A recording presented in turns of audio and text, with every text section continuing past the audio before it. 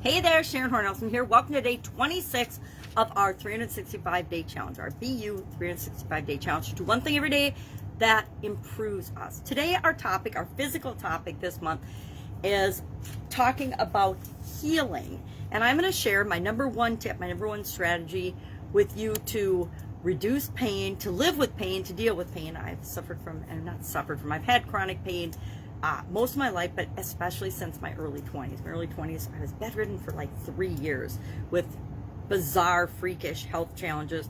And part of what I've learned about healing is that we have to heal ourselves. Now, instead of talking about different modalities, different types of healing, illness, diagnosis, I thought today we would explore 4 different cards that I pulled from 4 different decks, just because it's a way to do broad brushstrokes on the topic of healing without me having to go into massive detail, because each of our situations is different, right?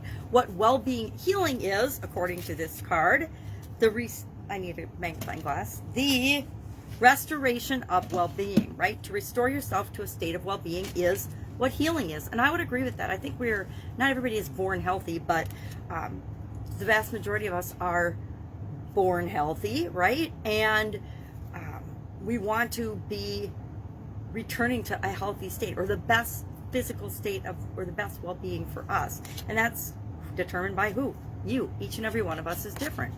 Then the next one is, my mind is a powerful healing tool. My mind is a powerful healing tool. On the back of that, it says, every illness holds a lesson for me to learn. Now, I learned this one the hard way, but it is so true.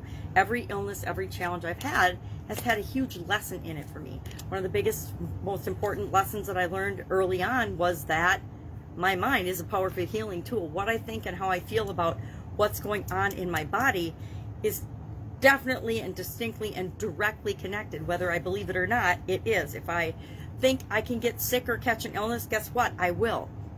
I absolutely positively don't believe that I will get COVID ever again. Now, I got COVID before they even knew what COVID was in late December, early January of 2020. It was definitely here before March of 2020 when the country started to be shut down here in the United States. But I'm confident that I won't ever get it again. Why? Well, I'm taking steps to make sure I take care of myself and separate myself and do the things that I need to do for my health, just like you need to do the things for your health and your well-being. My healing is already in progress is our next one. My healing is already in progress. And this one says, my willingness to forgive begins my healing process. That includes forgiving yourself. I allow the love from my own heart to wash through me, cleansing and healing every part of my body. I know I am worth healing. That is a really good mindset, right? And then finally, I am taking the next step for my healing. I'm taking the next step for my healing. It says, the moment I say positive affirmations, I step out of the victim role. I am no longer helpless. I acknowledge my own power. That's one of the things I learned when I was first sick in my 20s. I thought that I had to count on the doctors to fix me. I figured they'd come up with a diagnosis, they figured out what was wrong with me, and then they would know what process to follow to make me better again. Well, it turns out doctors couldn't figure out what was wrong with me, and to this day, they've never really figured out what's wrong with me. Sometimes I have rheumatoid arthritis when I get tested.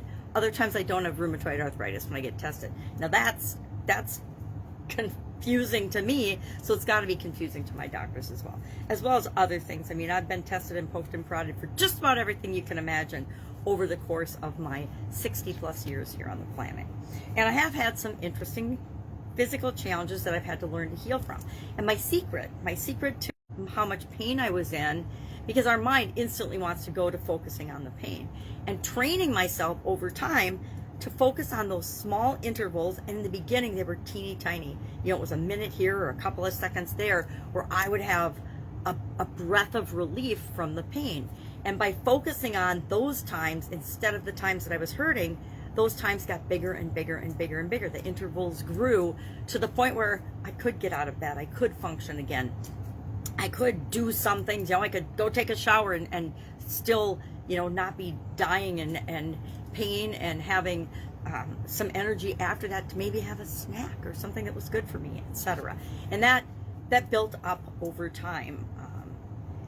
it was definitely a process, but it's a process of training our mind to focus on what we want, not on what we don't want. I focus on perfect, ideal health for me. I don't focus on comparing myself to others. I don't think about that I'm not perfect yet. I just continue to focus on what I want, and then I move toward that slowly. So that's my secret tip for how do you get out of a funk? How do you get back to well-being? How do you live with a circumstance that you don't think that you can live with? And that's by focusing on what you want and focusing on the time in between the challenge that you're having. Like if you've got the flu and you're throwing up, this is a terrible example, but a good example because most of us can relate to it. How many people do you know that haven't ever been sick and actually regurgitated or thrown up? Very few. I know there are some, but my daughter, when she was a baby, she wouldn't throw up no matter what. She would actually turn blue sometimes because she wouldn't throw up. But most people don't have a problem throwing up. My son was just the opposite. He was a massive, every time he ate, he threw up. So everybody's different.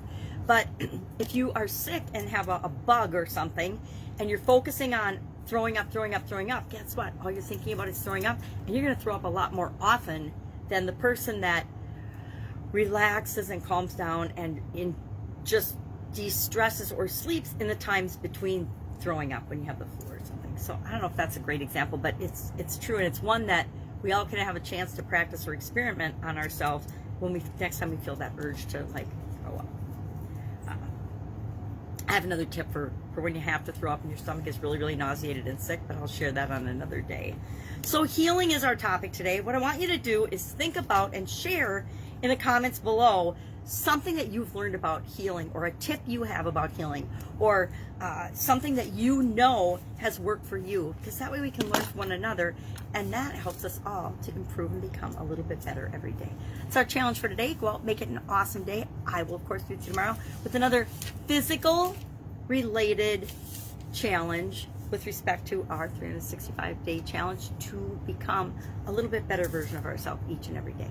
Any questions, comments, concerns, hit me up. Otherwise, I'll be with you tomorrow. Bye. Go get well. Be well. Bye.